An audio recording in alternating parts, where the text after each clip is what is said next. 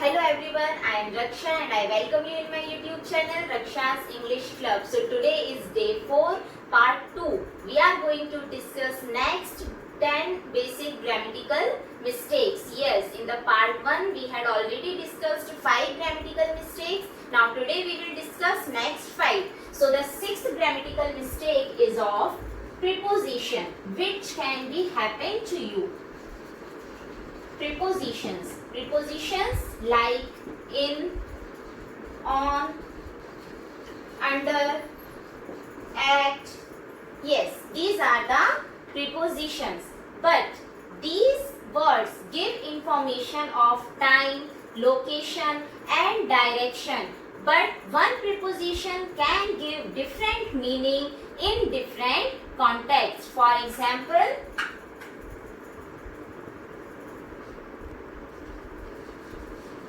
keys are in the bag. Keys are in the bag. Now, if I will write at, so keys are at the bag. Meaning is changed. One more example. I had breakfast at Nina's house. I had breakfast at Nina's house. But if I will use with, I had breakfast with Nina. Yes, the meaning is changed. It means one preposition can influence the meaning of the sentence. So, we should use the prepositions very carefully. Now, the 7th mistake which we will discuss is word order in questions. It means order of the words while asking the questions. Word order in questions. How we do mistake in this? Let's see. Example.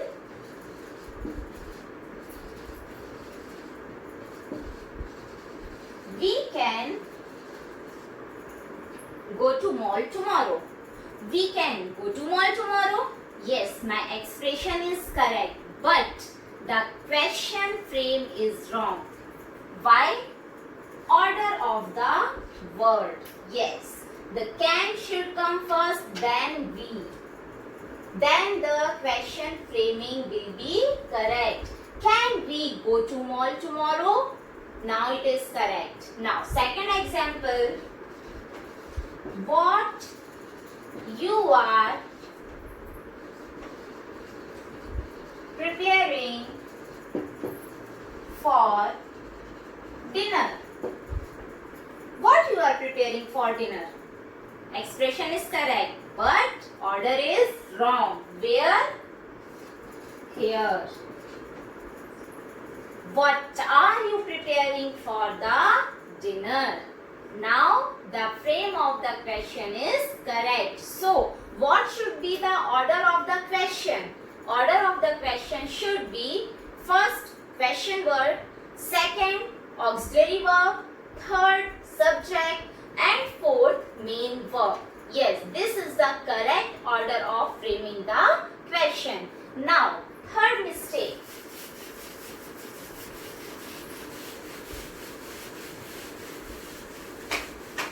Third mistake is the challenging one. Yes, why? Because it is of present perfect tense. That's why it is challenging. Why? Because the structure of the tense should be clear to frame the sentence. Structure of which tense? Structure of present perfect simple and present perfect continuous. Now, what is the correct structure for this? Present perfect continuous. Subject plus auxiliary verb. What is the auxiliary verb? Have or has. According to the we will use this. After this, subject auxiliary verb plus main verb in the past participle form. Yes, this is the correct structure of past perfect simple tense. Now, past perfect continuous. Past perfect continuous tense का structure होगा subject plus auxiliary verb again has or have according to the demand of the subject, then been, yes, most important, been, and then main verb in its ing form. This is the basic difference between present perfect simple and present perfect continuous tense. Yes, we can use the word since and for. Keyword since and for presenting time. We can use these two words here in these sentences. So now it's clear to you. Now come to the next.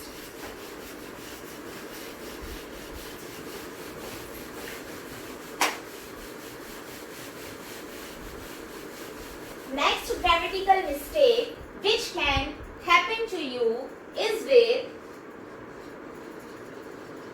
past simple and present perfect.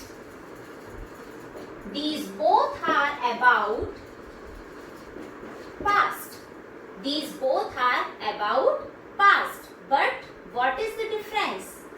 Difference is of time. Remember, this difference is of time. Which time? Finished time and unfinished time. Yes, most important. Finished time and unfinished time. Finished time means it is completed, over. Unfinished time, still it is not completed, but begins in past. Now, see the example. Finished time, last week, yesterday, 1990, last month. These are the example for the finished time. Means it is completed. It is completed. And unfinished time means my life today, next week, next month. Means it is not completed yet. This is the basic difference in past simple and present perfect tense. Be careful while using these sentences. Now, come to the last grammatical mistake which maybe happen to you.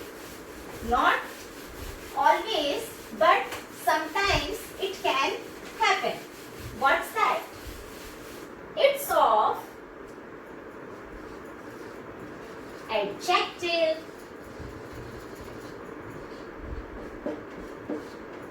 What in adjective? Its form. Ed form and ing form.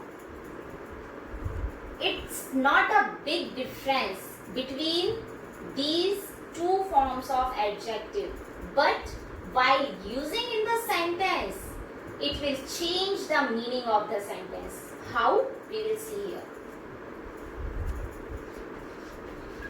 He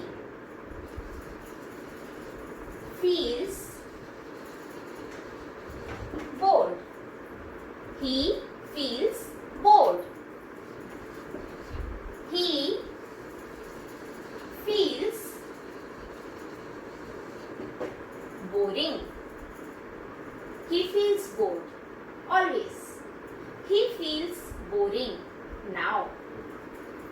interested. I am interesting. Got the difference? Yes, this is the basic difference. It will not seem, but it can change the meaning of the sentence. Not always happen, but maybe sometime it can happen. So, with this, I am summing up today, and thank you for watching this. Like, share and subscribe my channel. Thank you.